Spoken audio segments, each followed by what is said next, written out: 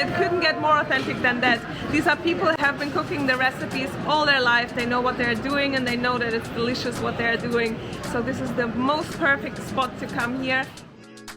Seoul, the capital of South Korea, is a gold mine when it comes to food and has so much to offer.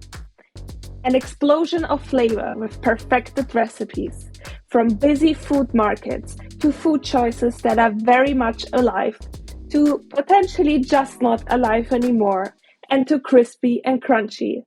From Squid Game cookies to delicious Korean barbecue, from quick snacks to fancy food tech gadgets. These are the must-visit food spots in Seoul, South Korea.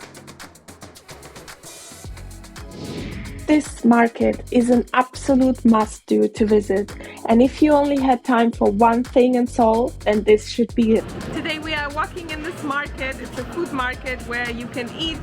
The food is cooked right in front of you, and as they cook, they hand you over this freshly cooked food, and literally people are walking by you a few centimeters away from the food. I can literally get splashed by the hot oil. That's how close it is to the food. The smell here is fantastic, and it couldn't get more authentic than that. These are people that have been cooking the recipes all their life. They know what they're doing and they know that it's delicious what they're doing. So this is the most perfect spot to come here, eat a local meal and experience this crazy unique experience of this food market.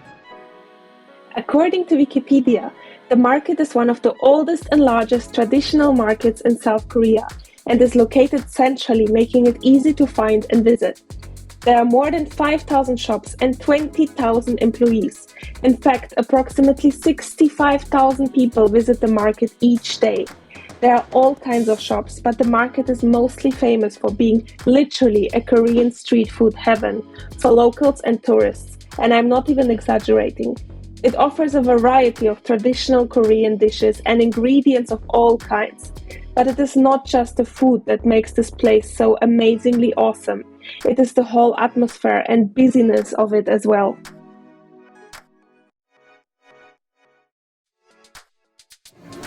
It's so fun here, oh my god, there's such a huge atmosphere of food, people cooking, eating, you can buy ingredients, kimchi, fish, whatever you want. It's so cool here, oh my god.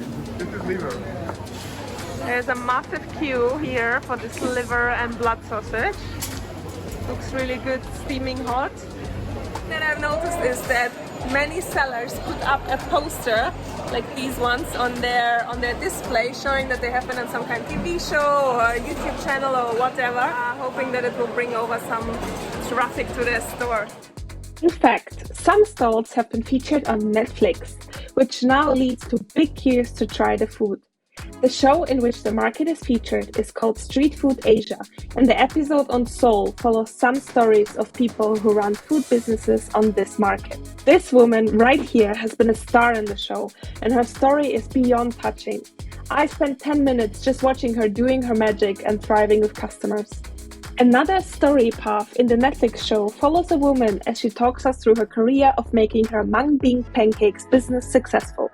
These pancakes are a classic holiday dish, but are also highly popular as a street food. This is what a pancake is made of.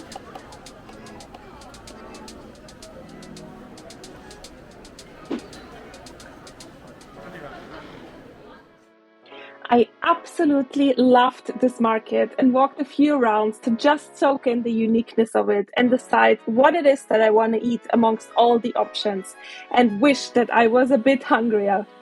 If you plan to visit Seoul, then the Gwangjang Market is a must-do to visit. Next up is the Myeongdong night market, which has a mix between a bright shopping promenade and a smaller street food market. Once you grab something to eat, you can stroll through some shops and return back to the market to have a dessert maybe. I got some sushi pancakes. I always wanted to try them. I've seen them on Instagram so many times. It's like a super duper fluffy pancake. I took the blueberry flavor. It also comes with whipped cream. Oh wow, it's like eating air. There's like almost no dough. It's literally like eating air. It's really, really light and yummy. After Ikseondong, you can come to the Ikseondong Hanok village. This is a small local village with little alleys, having restaurants left and right, coffee shops, and even traditional tea houses. So it's definitely a must to come here because it gives you this local atmosphere, traditional feeling, and you can definitely find some really good food over here. Choosing between all kinds of fusion concept cafes and restaurants was not easy, but we decided to have some tea and traditional snacks in a tea house, which really looked magical and like a hidden gem from the outside. This is a traditional Korean tea house where we came to. We ordered some persimmon tea and some Korean sweets. Really excited to try this, and the whole experience here is that you sit on the floor, you have the table over here and very calming music, plants everywhere, and everything feels just very relaxing.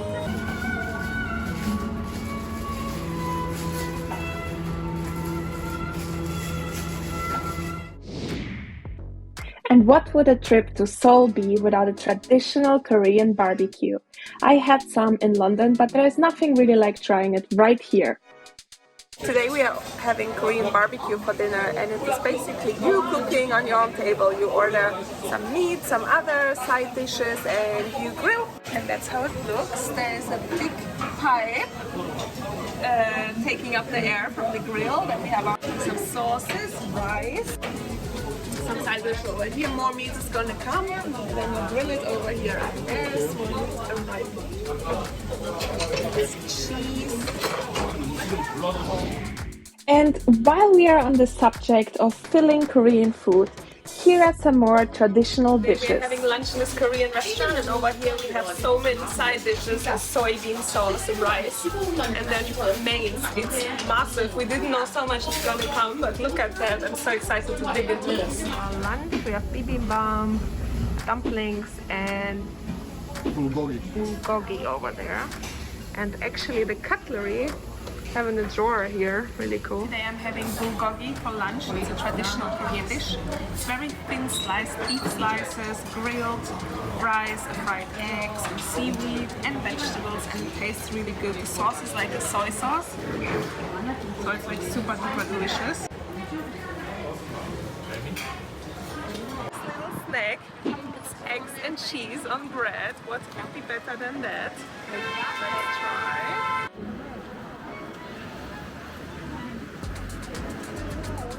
The bread is super soft and moist. It's a bit sweet, and you can feel the egg and the cheese. It's really nice. Of course, we also have to try some traditional desserts. So we got this mango-shaped ice cream. We're gonna give it a try now. It's like really new consistency. Very mangoey, not artificial at all. Tastes like really fresh, sweet mango. 60,000 strings. 타이머가 코리안 킹 시팅 디저트. 자, 네가다, 뽀, 8, 8, 16, 16, 32 아저씨 아니에요? 감사합니다. 7,000원이고요.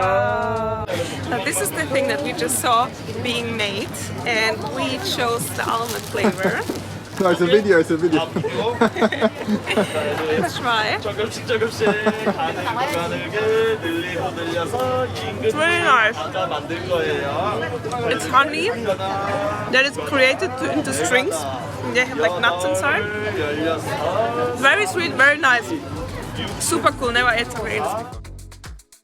What you will also find are a lot of food tech gadgets, making you fruit shakes, smoothies, or even let you choose an ice cream from a vending machine.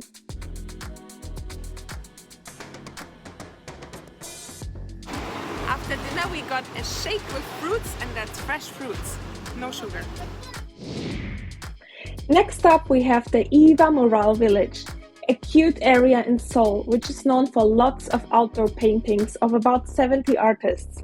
It is located on the hillside, which means you should be prepared for a bit of a hike up, but it will be worth it as it comes with spectacular views of Seoul.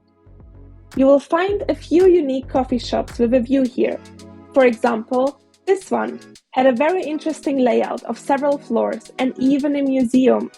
You need to pay a small entrance fee to enter the cafe, but you get a drink for the ticket as well. And you get to sit with unobstructed views of the beautiful city from the top. As we were hiking up the street, we came across this coffee here, Cafe Travel, and it has a really nice view over the city there and really high seating even there on the roof. We got here and ordered cheesecake.